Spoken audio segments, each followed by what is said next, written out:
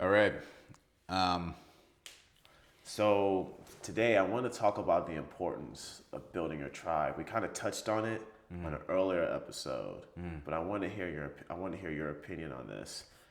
How do you feel about building a tribe? Do you think it's important? Do you think that you should focus on other things first before building a tribe? What's your overall opinion on this? right. Building your tribe it's an odd thing because it's partially a proactive thing. It's partially a natural thing. You kind of going in the direction of your goals. You're going in the direction of your dreams, and you kind of take no for don't take no for an answer. And with that, you're gonna have other people who want to rally behind you and start, uh, sharing the goal that you have, coming with a common goal. Um, that can really go so many different ways, but ultimately to survive out in this industry or any industry is an interdependent network of people, and you're going to need a strong team. You're going to need your tribe to survive out here. You can't do it alone. There's no man that's an army. When it comes to you though, what do you do to build your team? What do you do to find your tribe? How would you go about that? No, that's a really good question, man. I think, you know how they say that if you go out, if you try to find a girlfriend, you're most likely not going to find a girlfriend? It's one of those things where it's like you said, it's almost like a natural thing. It's very hard for you. Yes, you can find components. You can find a DP. You can find a director. You can find a writer. You can find a sound person, but you don't know how you're all going to gel. Right, You can find someone for a one-off project. right, What we mean by tribe is that who are you going to find, or what tribe are you going to find who will consistently create projects? yeah, That's the key difference. Because like I said, we can always find someone for a one-off because everyone's trying to work, everyone's trying to get paid. yeah, It's who can be consistently there, and it's hard to do that these days because it's weird, man. It's like I said, if you go out saying I'm gonna go find a girlfriend, you're not gonna find a girlfriend. right, If you go out and say I'm gonna go find my Ryan Coogler, yeah, like you know how Michael B. Jordan had Ryan Coogler in right, the beginning, like towards when he really started to take off. It's kind of like that. You yeah, kind of just have to gel. You can't go out and look for it.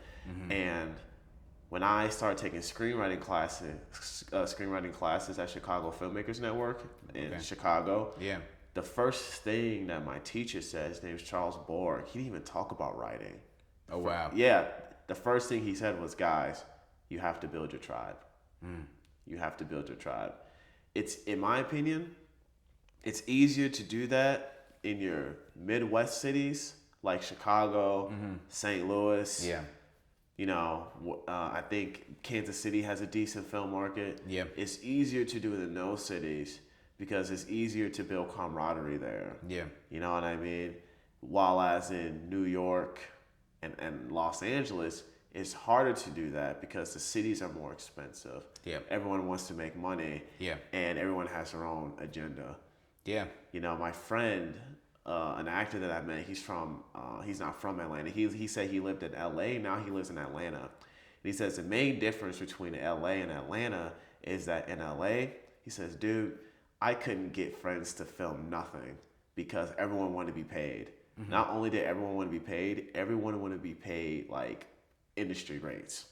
And he says he understands that because the city's very expensive. It's very hard to find people to do something for free, and if you do, it's not gonna be good enough. But he says, dude, down here in Atlanta, I can get a friend. I can get a friend who wants to act. I can get a DP. We can all go out and film something, yeah, and no one expects anything. yeah, And he says it's just different. He says there's more camaraderie in Atlanta versus in LA. So, and I know he's building his tribe as well. And very talented actor, Stage Michelle. And but yeah, so I'm just very lucky that as of right now, everything looks great. I have my tribe. You know what I mean? Or we're still seeing how we work together. Nothing's ever set in stone, right? right, But we'll see how it goes with this project that I'm making, and if we still like each other, I guess then we're gonna keep working with each other. But absolutely, one thing that I really did like though is that the cinematographer's like, yeah, man, when we make future projects, we can do this, this, and this. And I'm just like, okay, yeah, he's already thinking in the future, which is good. You know, he likes working with us. But yeah, man. Yeah. It's important that you guys like working with each other, and it's important that you're being, your best self there. Being liked is not the most important thing, but it's all important. I agree. I was speaking to, I was actually listening to this guy speak, Brendan Burchard, very intelligent guy, and he was speaking. He's saying that he's built probably he's very modest. He'll never really speak about unless it's for a perfect example. He's built over 10 seven-figure companies, eight-figure companies, and he's built multiple companies over the 10 million margin, and what's doing that, he says, guys, money comes, money goes, people come and people go. He said the biggest problem he sees with these young entrepreneurs, with these people getting into the game, is that they are overly concerned with people leaving their team. And he's like, every company you've been a part of, there's been people that quit, there's been people that have been terminated, there's been people that came back years later. He said that all that's secondary. You shouldn't even pay that any mind, because that just happens. It happens. People's lives change for reasons that are way outside of your guys' creative process. The biggest thing is that you keep going. And so part of me, when I was making music, I wanted to use the same team. I need the same producer, same this. And I have very loyal people around me, because I want everything to sound cohesive. I need everything to be exactly the same. But then as I started growing, and I still have the same team, but as I started growing, I realized that you can make it on broken pieces, right? You don't have to follow the ingredients per se. You don't have to follow the ingredients. Sometimes you have to go off of what's in the refrigerator. Like, you have to go off of what you have. Like, you don't have to go to the grocery store. Right. Like, in the sense of, like, sometimes you go to the grocery store. Sometimes you have, like, you're not going to have those ingredients. You got to work with what you have. Us being raised by black moms, we know what we're talking about. In the sense of, there was times where your mom would make this amazing meal out of what she had to work with. And she may not have all the ingredients for the cake or whatever. She may not have all the ingredients for this meal or the pot roast or whatever, but she'll make it. It was fire, too. It was fire, too. And so, people, if your gaffer quits, if your cinematographer and you have a falling out and you need to get a new DP or whatever, this happens in the biggest sets you can ever imagine. And guess what? Those relationships are not finite. Like, they will resolve themselves in time as people grow and mature. But don't stop your personal journey because of someone telling you no, or them telling you no in a way that's nonverbal, like quitting, or you guys are falling out. You have to keep going. And think about it, once you start winning, they always come back. Mm-hmm. They always come back. And so, like, I hear a lot of people talk about, I'm trying to keep the same team. If you win, you'll keep the same team. There's really no time for you to really think about keeping the same team. Because if you win, they'll be back. And if they feel like they won in some way, they'll be back. That's going to take care of itself. That's the scoreboard in a way. Your job is to focus on putting that ball, in that net. And your job is to make these points, put these numbers, defend where you can on the budget, maximize what you can, and make sure to treat people right. And the rest will take care of itself. People have so many things going on in their lives on reasons as to why you won't continue being a team. But if you're winning, they'll be back. I agree with that, dude. Yeah, that's real, man. That's real shit. Yeah. If you win, you'll keep the same team. They'll be back. Yeah, I heard someone else say it this way. We're talking about the Super Bowl. We're talking about football. And we're saying that, when you're winning, the team is great. When you lose, it becomes a blame game. Yep. They start pointing fingers. They mostly point fingers at the quarterback, but yeah, that's the... Everyone's pointing fingers, and that's when people start getting traded. That's when people start talking about this, when people start talking about that. Only when you lose, right? For a perfect example, when the Chiefs lost against the Bengals, the Bucks, the Buccaneers with Brady. I think that was the same year that we lost Cheetah. No, he was still playing. He played another year after that? No. Oh, no. Yeah, he played one more year after that, I think. Oh, I could be wrong. I don't know.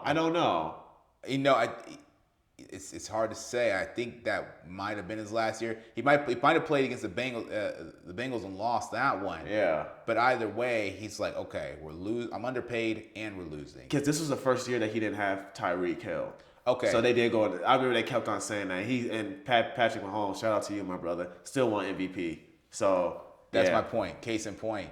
And then And then Tyreek Hill got on the net talking about, man, I'm proud of you guys. But part of him, was kind of probably a little bit bitter. Yeah, yeah. But that's what happens when you're Mahomes and you just win regardless. When you keep going. When you keep going. Like, don't worry about who comes and who goes. They'll be back. Yeah. Make sure you treat people right. Don't do anything malicious. Make sure you're focusing on, if you're focusing on if you really focus on the prize, you're not doing anything malicious. If you really focus on the prize, you're not doing anything that's going to really undercut somebody because you know how the system works. Go for the prize. Go for what you guys started this mission, this journey for, and they'll be back. Yeah, same thing with Tom Brady too.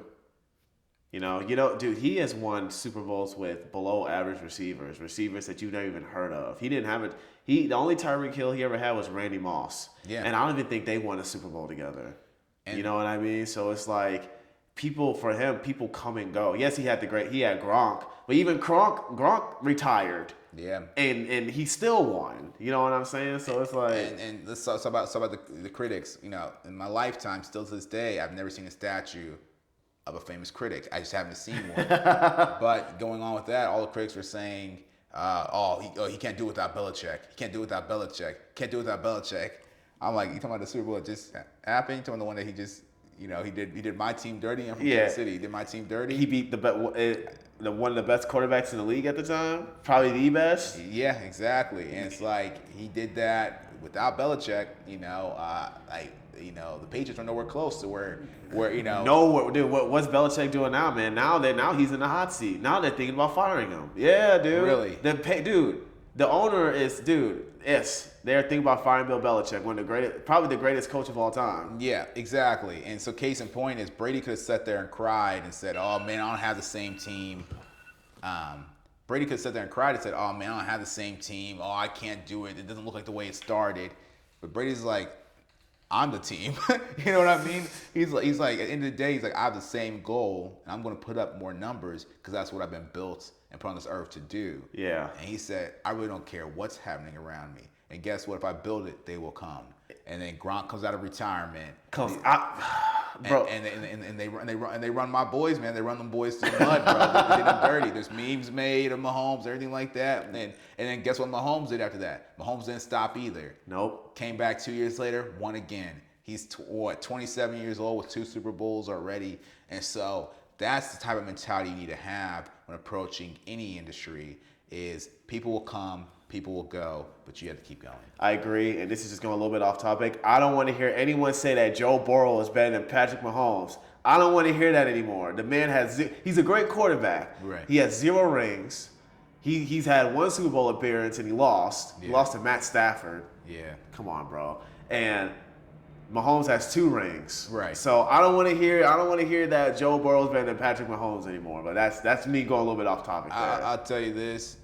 Being a black man, hearing other black men speak, I've never heard one black man fight for Joe Burrow. Dude, if you turn on ESPN, they banking. Oh yeah, them critics, them analysts. Oh, the analysts. I'll tell you, the analysts do that because the analysts are rooting for the second best, or rooting for like the underdog. They want to see Rome fall. They want to see Julius Caesar fall. They want to see that so bad because that makes for a better headline. Because I'm the first one to say it. But they all look stupid because end of the day, it's the end of the day, and these guys who are really cut for this, it'll show, For sure. Show. So, nevertheless, keep going. That's the most important part. Build your tribe. Build your tribe. Don't force it. Do it slowly. It might take time. You're not going to build it tomorrow. You're not going to build it next week. You might not even build it next year. It takes